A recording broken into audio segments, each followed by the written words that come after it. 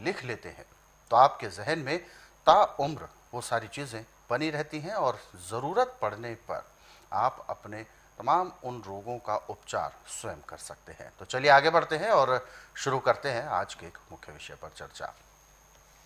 गुरुजी, आज के इस अंक में हम बात करेंगे, वैसे तो बहुत सामान्य एक प्रॉब्लम होती है जो हर किसी को हो जाती है, जुकाम, नज़ला, नाक बंद होना या नाक बहना। ये सारी चीज़ें आम मानी जाती हैं, परंतु ये भी देखा जाता है कि यदि सही समय पर ध्यान न दिया गया तो ये एक बहुत बड़ा जी का जंजाल बन जाती है। तो सबसे पहले तो मैं जानना चाहूँगा कि नाक से संबंधित, जैसे कि नाक बहना या नाक का जाम हो जाना, ये क्यों होता है, कैसे इसका इफेक्ट हमारे शरीर पर पड़ता है और इसके दुष्परिणाम क्या क्या होते हैं? देखिए, जब आदमी एकदम ठंडी जगह से गर्म जगह पे आए तो सर्द गर्म हो जाता है। अच्छा। या पसीने में एकदम ठंडी जगह पे चले जाए तो भी जुकाम हो जाता है। हाँ। और जुकाम बिगड़ जाए तो नाक से बदबूदार पानी निकलता है, बेहतर रहता है। नाक के अंदर फोड़ा फुंसी भी हो जाते हैं, फिंस जिसको बोलते हैं। और सांस लेने में बहुत दिक्कत होती है, मुंह से सांस लेना पड़ता है। तो इसमें साफ लिखा निर्घंटू में कि नाक बचानी है तो हल्दी का प्रयोग कीजिए।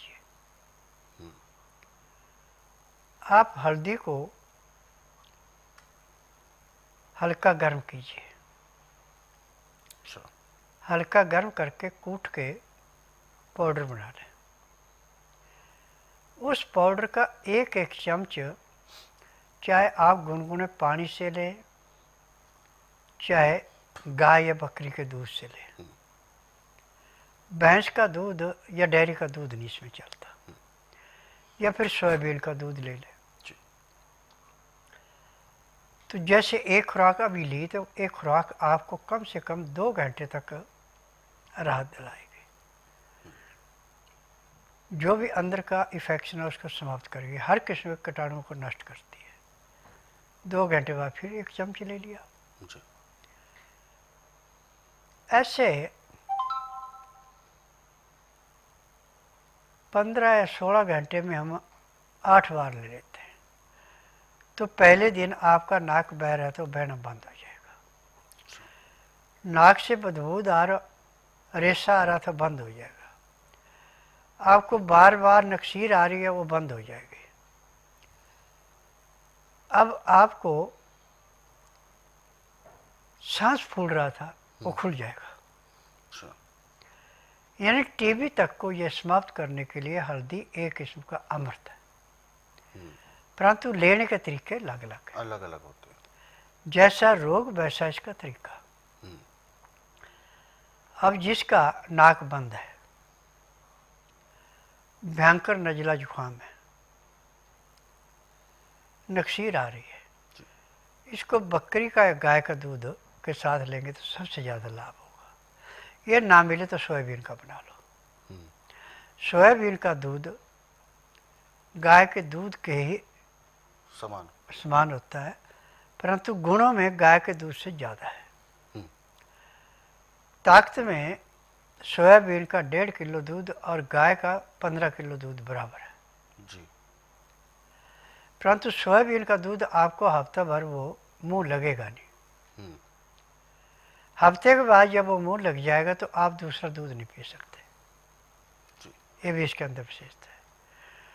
और गाय सोयाबीन के दूध का दही जमाते हैं आप, दही जमा के उसकी कढ़ी बनाते हैं, उसमें हल्दी अच्छी डालते हैं, रोटी आप बंद करते तो रोटी का भी काम करती है, और ये अंदर जाके खून को ऐसे साफ करती है जैसे गर्म पानी में तेजाब डाल के लोहे का जंग उतारा जाता है, ऐसे अंदर से नजले को साफ करती है। बिल्कुल। गुरुजी, अभी आपने नक्सीर का जिक्र भी किया।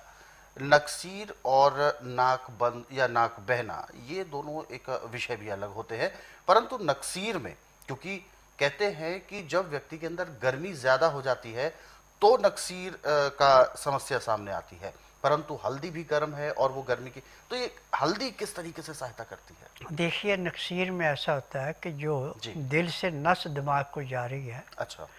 वो प्रेशर पड़ने से फट जाती है और नक्सीर आ जाती है। खून निकलने लगता है। हाँ, हल्दी उसको जाके जोड़ देती है। अच्छा। आपने कभी भी तजर्बा करना है, आपका हाथ पांव कहीं चोट लगी, खून बह रहा है, और फटाफट उसके ऊपर हल्दी डाल दें, खून बंद हो गया। अच्छा। अब आप आधे पौने घंटे बाद डॉक्टर के पास जाते हैं कि इसमें टांका लगा दो, वो आपको 50 तो गाड़ियाँ निकालेगा। हफ्ते का जख्म है, इसमें कहाँ टांका लगेगा? जी। जब उसको बताया जाएगा कि मैंने हल्दी लगाई है, ये नहीं है, कहते आप जाइए, आप हल्दी से इलाज कीजिए। टांके के जख्म में कम से कम हफ्ता से 15 दिन लग जाते हैं ठीक होने में, और हल्दी इसको 3 दिन में पूरा कर देती है। अच्छा। ये हल्दी के अंदर का गुण है। हल्दी डूबते को तिनके का सहारा देने वाला काम करती है। खून का इफेक्शन, पाचन शक्ति को तेज करना, बालों को झड़ने से रोकना, आंखों की दृष्टि को बढ़ाना, सब काम हल्दी के अंदर है। अच्छा।